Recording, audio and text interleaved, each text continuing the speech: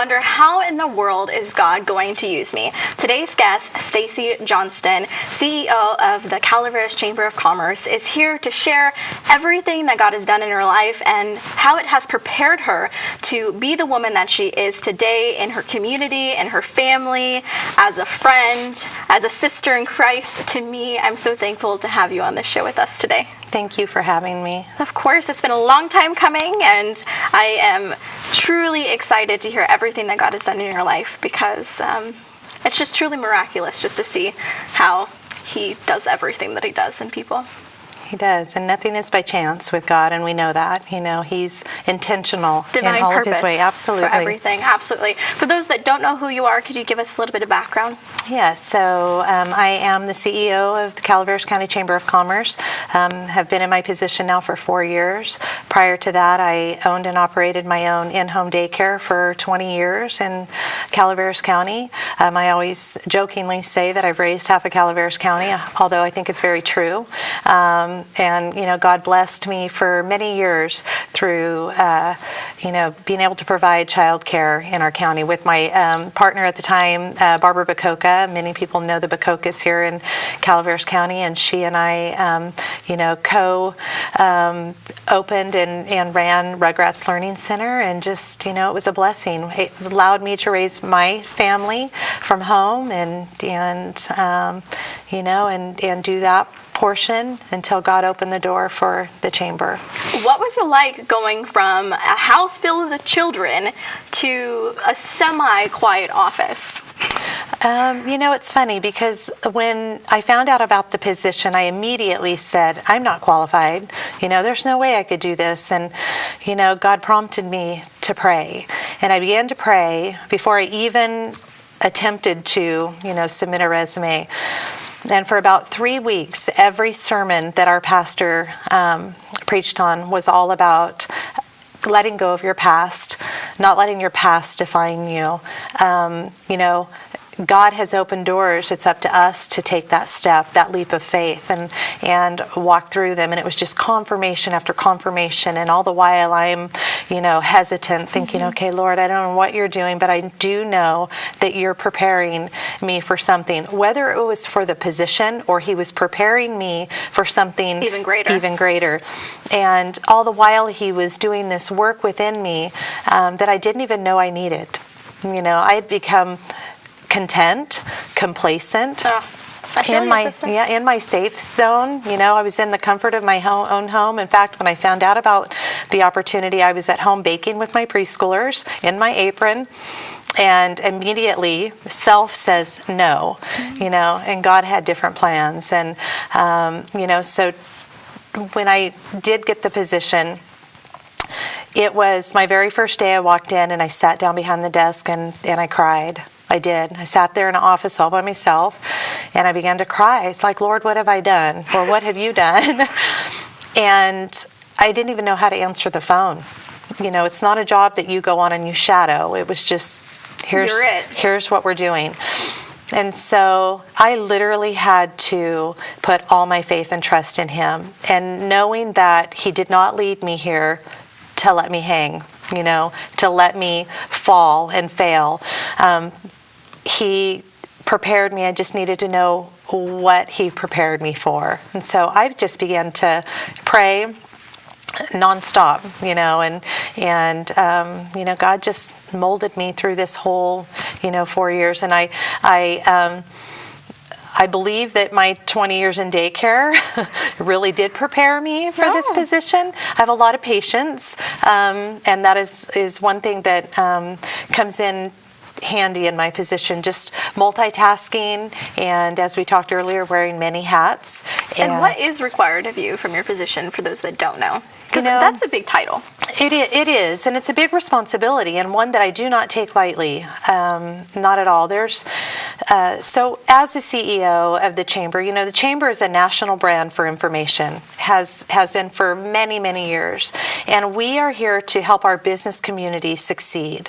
And with that comes, opportunities that we provide via, workshops and trainings or educational opportunities, resources to financing or, just needing a one-on-one business consultant. And, our business owners invest a lot of money, a lot of time, a lot of heart, a lot of soul.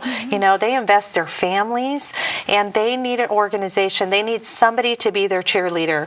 And that's what we do.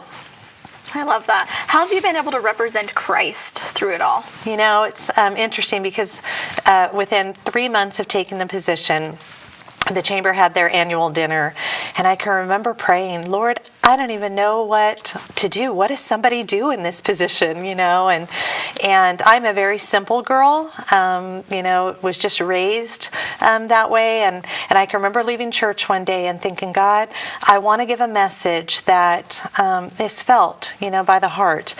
We get so technical sometimes, and things are always statistical, and, that we lose that, one-on-one connection. And how do I connect with these individuals now that I am representing? And I can remember out of the blue, he gave me cookies. He just said cookies. I'm like, what? Cookies. And I can remember driving through Valley Springs, and he just began to lay it on my heart that, we are all blessed with something. So we all have different strengths. And individually we're good, but when we come together and we start to incorporate and we start to collaborate, those strengths just get magnified and intensified. And so there's where the cookies came in.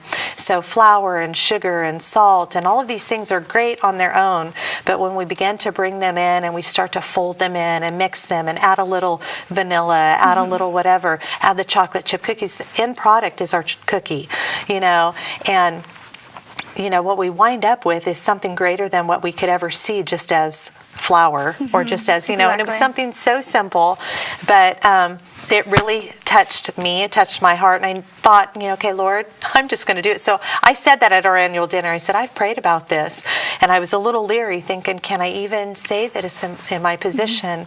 And, I have not wavered. People that know me know that God is first in my life. And my speech will hopefully, portray that. That's so important and rare, in this day and age.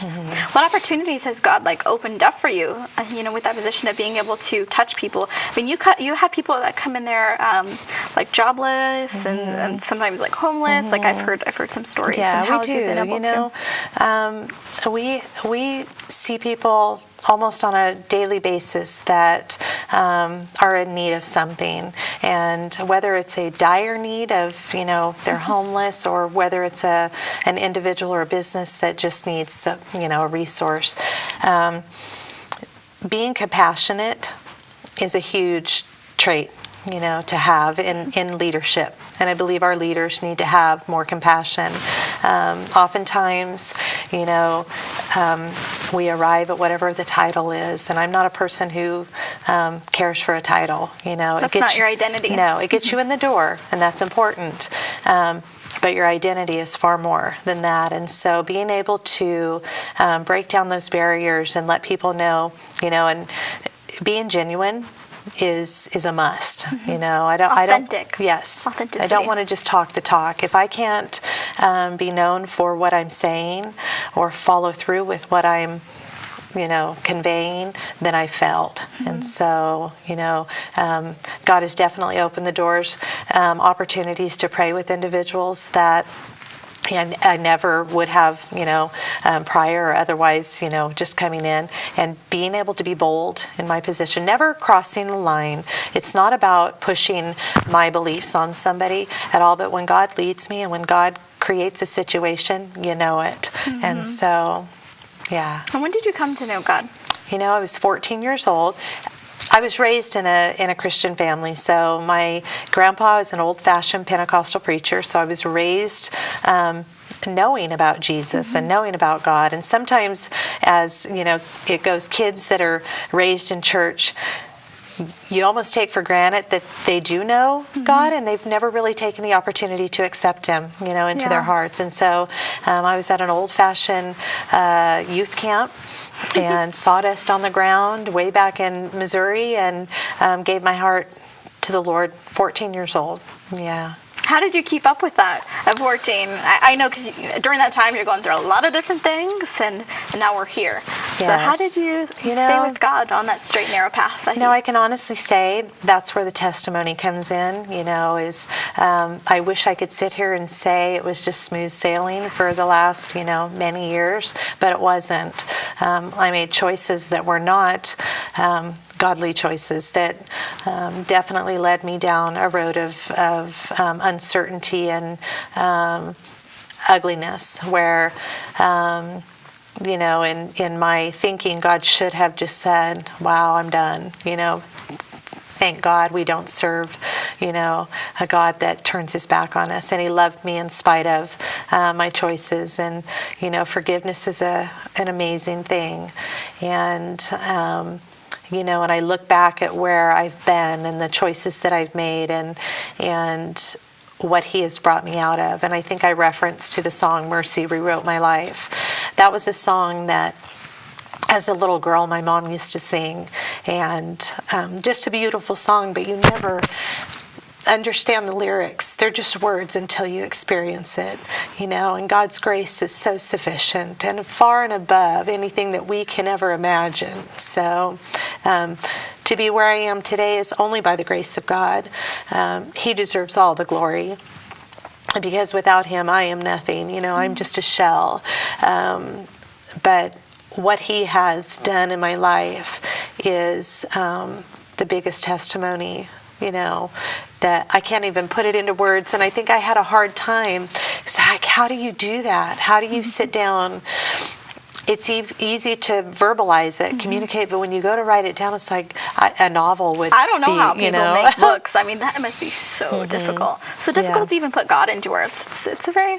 Well, you can't confine it, definitely. I know, exactly. Yeah. Exactly. Oh, praise God. Yeah. And what types of things has God breaken from you, like the chains that he's just completely shattered and has freed you from? I can tell you, especially in the last 4 years, I was a prisoner of myself, always insecure, terrified to even be sitting here, doing something like this, terrified to be in public speaking.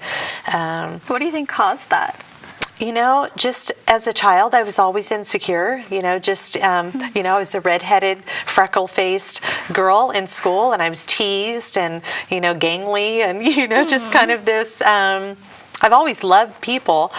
People just didn't always love me, I feel you. Learning how to love myself, that was a process, and again, doing my daycare for so long, I created a safe haven for me, but in doing that, I pulled myself, just more inward and all the while God knew he had more that he wanted to bring out of me, and I attribute that to my role in the chamber in the last 4 years, the things that he has presented and the opportunities that he has presented. It wasn't a step by step, it was a push me out of my box, and what he's done through this whole process, he gave me desires of my heart I didn't even know I had.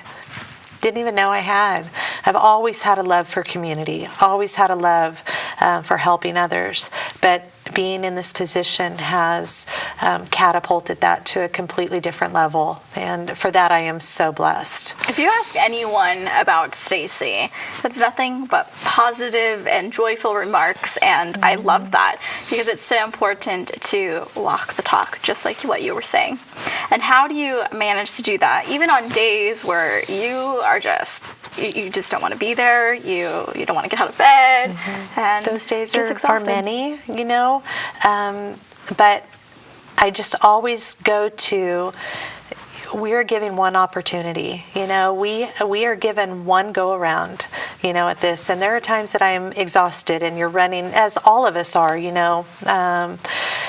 that we don't ever get that opportunity back. Mm-hmm. So that's how I try to live my life, is that I can be exhausted going into work, going to an event, going to whatever it is I'm going to, but I don't know who God has placed there, and, my prayer has been from day one, God, you use me in this position to whatever your desire is. Break down my, inabilities or anything that I am hesitant about. I want people to see you through me. And that's not always easy. It's just not. As Christians, we always, give the pep talk. And when he says, okay, I'm using you, it's hard sometimes. But I don't ever want to miss an opportunity. So that's what drives me. That's so true. And what about your home life and your family and your marriage? How do you make sure that God is present and centered in that as well? That's a very important point, because in this position, and many of us that are in a place of leadership or in a role within our careers that requires a lot of our time, making sure that we pay close attention to what matters, your family, your spouse, your walk with God, mm-hmm. because oftentimes you get so busy, even in the areas He's placed you in. Oh, absolutely. That we forget mm-hmm. why we're there, and to go back to the source. And so juggling it is difficult, and there's times when I'm mishandling it. You can feel it. My husband feels it. That's when you're stressed out. Mm-hmm. That's when you're feeling the anxiety. And my grandbabies, I'm a grandma of 3. And, I come home and, they want to be with Noni, and they want to know, my oldest, Brooklyn, Noni, are you done with work? She knows, and I'll have to say sometimes, no, I have to go back tonight. And she'll go, Noni. She gets so upset. But just making sure I take the time, to spend quality time, mm-hmm. Mm-hmm. With my family and separate myself from my job. It's important. And how about your marriage? Is he believer too, and everything like that? He is, and there again is another testimony. So, we were not always serving God together, and it's been about 10 years ago, I would say, that we actually split up. My husband and I did. We actually divorced for a whole year. Divorced. Wow. Actually filled out the papers. Actually everything? Divorced. Yeah, it was. It was one of those things where we both had it. Both, whatever led up to it, we just said we're done. Our kids were, in junior high and high school. Wow. And in that year, God began to lay down some, opportunities and to place us back together. And we attended, our daughter had gone to a youth camp at our church, Burson Full Gospel Church. And my husband and I decided to go together to pick her up, and he got saved that night, gave his heart to the Lord, and so again brought us back together. We then remarried, and so brought our family back together, and God is good. He saw beyond us, mm-hmm. Being human, the bigger picture, and saw the bigger picture. And so we have been happily married again for a long time, and able to raise our kids are both grown, but what do your kids think of that? That must have been like it's funny because we talk about it and they just think, oh my gosh, it was just like What was it like being a Christian and getting divorced? Because that's something that it is. It's a no-no. It's a no-no. So what was it like going through that and finally making the decision to get a divorce, and what was the effect on your faith when you initially made that decision? I had a lot of guilt, because being raised, in church, and knowing that, that was not something that God condoned, but I felt that there was just no other way, that, there was just, we were at 2 different places in our life.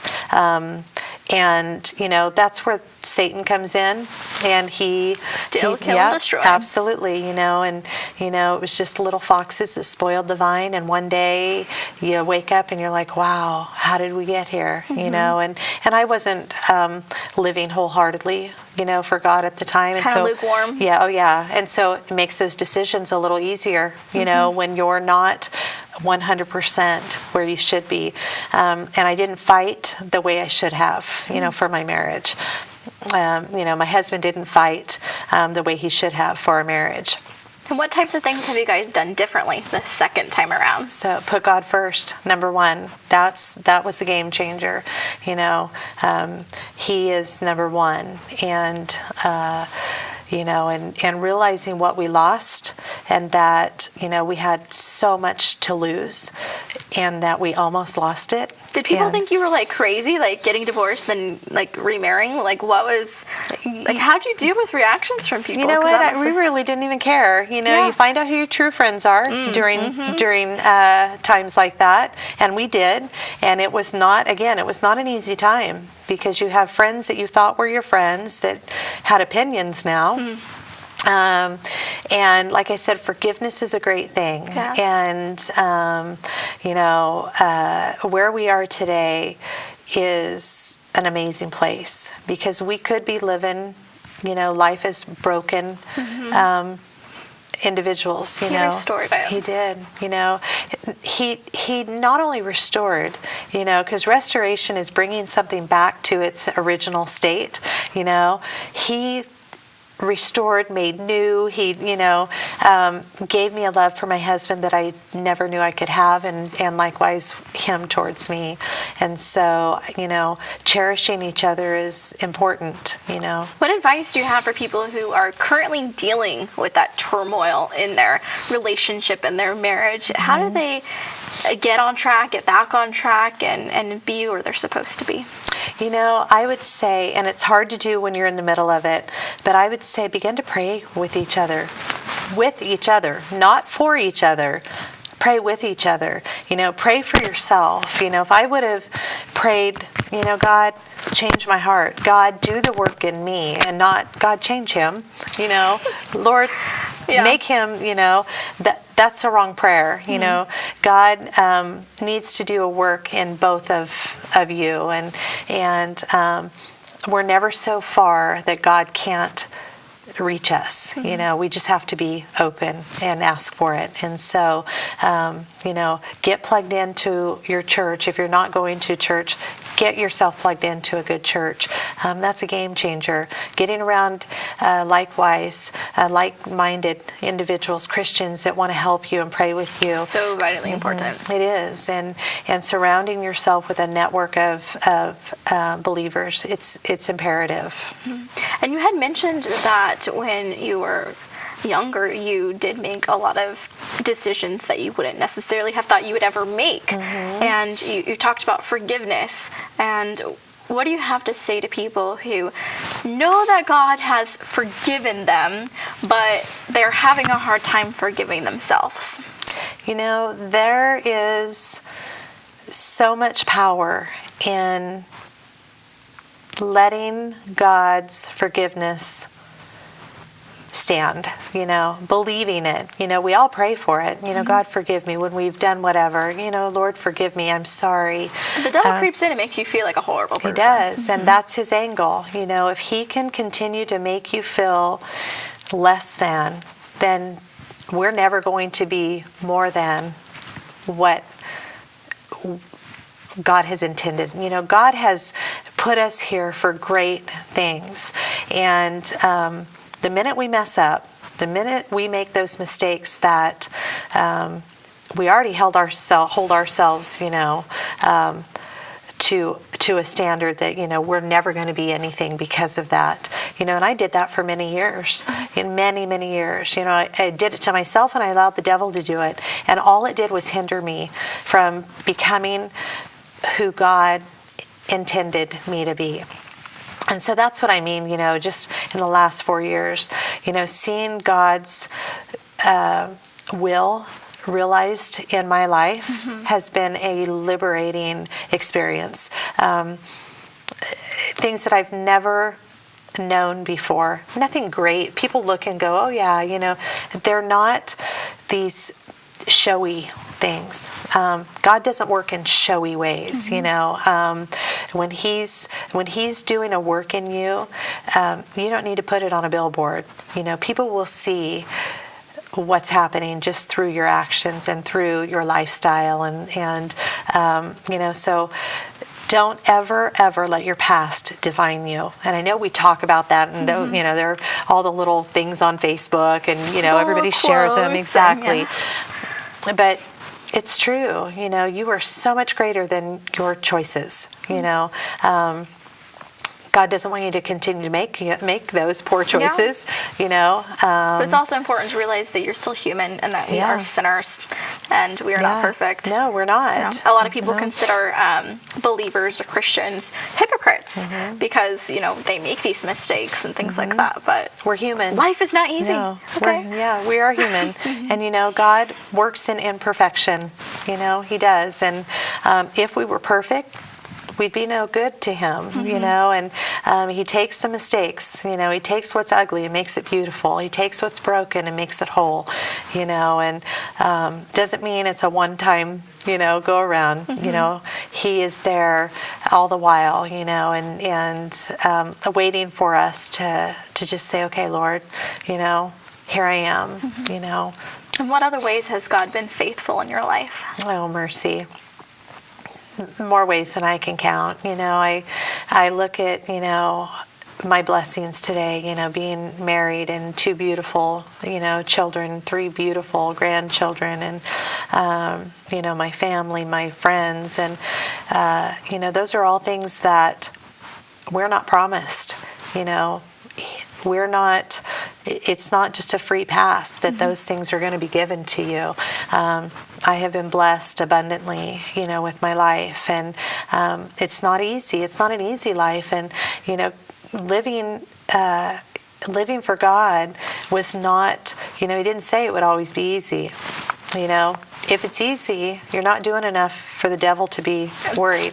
And Ain't that the truth? When things are going perfect, you're like, oh, is something going on? Am I not on the right path? You really got to start questioning that, because really, whenever things start going wrong, you're like, oh, I'm doing something right. It's like, but, and oftentimes we wonder why that happens. Well, if you're not putting the devil on the run, then you need to take another look, and I like the hat to say, not today, Satan. Exactly. So true.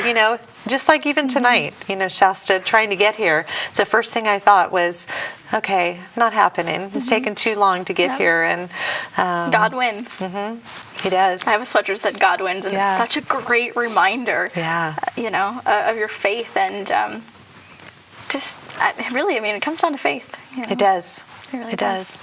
I'm so grateful that you're able to share your testimony, and I found out so many cool things about you that I never knew before, so praise God for that. And I hope you guys were taught, healed, or inspired by Staci's testimony. And how can people reach out to you if they would like to reach out to you? So, of course, I'm at the chamber. You can reach me there, or you can, find me on Facebook, or send me a private message, or... She's a person you need in your life, guys, okay? Including God, and God, and Staci, maybe a little bit of me too, just all 3 of us. No, really, thank you so much for sharing your testimony and being so supportive in my journey. I'm so incredibly grateful for you. And I want to thank you guys so much for being a part of this journey, and thank you for everything that you guys are doing. And if you guys want to share your story, please do at shastasjourney.com or look us up on social media, and I would love to be in touch with you guys and be in prayer with you guys. God bless.